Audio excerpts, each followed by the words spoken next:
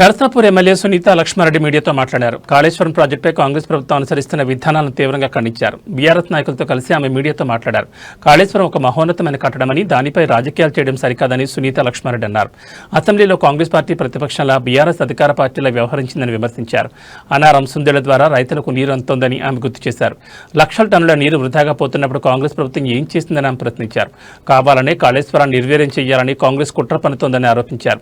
NDSA విచారణ చేసినప్పుడు 350 కోట్లు ఖర్చు చేస్తే ప్రాజెక్టును బాగు చేయొచ్చని చెప్పిందని, అయినప్పటికీ ప్రభుత్వం ఆ దిశగా చర్యలు తీసుకోలేదని సునీత లక్ష్మారెడ్డి అన్నారు. గాంధమల్ల పూజ చేసిన ముఖ్యమంత్రికి కాళేశ్వరం నుంచి నీరు వస్తుందని తెలియదా అని ఎద్దేవా చేశారు.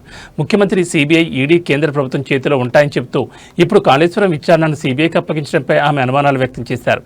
ఎరువుల కోసం రైతులు స్వచ్ఛందంగా రోడ్లపైకి వచ్చి ధర్నాలు చేస్తున్నా, వరద నష్టాలు జరుగుతున్నా అసెంబ్లీలో వాటి గురించి చర్చించడం లేదని సునీత లక్ష్మారెడ్డి ఆవేదన వ్యక్తం చేశారు.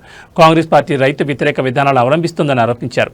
ముఖ్యమంత్రి కేసీఆర్ జపం చేయకుండా మాట్లాడడం లేదని విమర్శించారు. కాంగ్రెస్, బీజేపీ పార్టీలకు మక్కై బీఆర్ఎస్ పార్టీ ఉనికి లేకుండా చేయడానికి ప్రయత్నిస్తున్నాయని ఆమె ఆరోపించారు. అయితే కేసీఆర్ స్థాయిని ఎవరూ తగ్గించలేరని, తెలంగాణ ద్రోహిగా రేవంత్ రెడ్డి చరిత్రలో మిగిలిపోతారని సునీత లక్ష్మారెడ్డి పేర్కొన్నారు.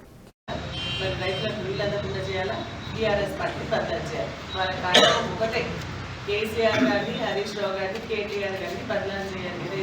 ఏ విధంగా ఆలోచనతోనే ఒక దురుద్దేశంతో ఈ ప్రాజెక్టు నిర్వీర్యం చేయడం జరుగుతోంది. ఈ రోజు కూడా లక్షల టన్నుల నీళ్లు వృధాగా సముద్రం పోతా ఉన్నాయి.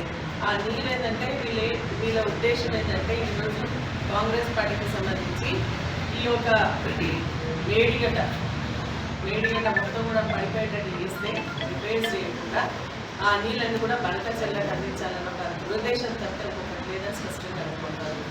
మేడిగడ్డలో దాదాపు 86 పిల్లర్లు ఉన్నాయి. దాంట్లో 7 బ్లాకులు ఉన్నాయి. 7 బ్లాకులలో ఒక 2 పిల్లర్లు మాత్రమే కుంగినాయి. ఆ కుంగడానికి కూడా కారణం ఏంటంటే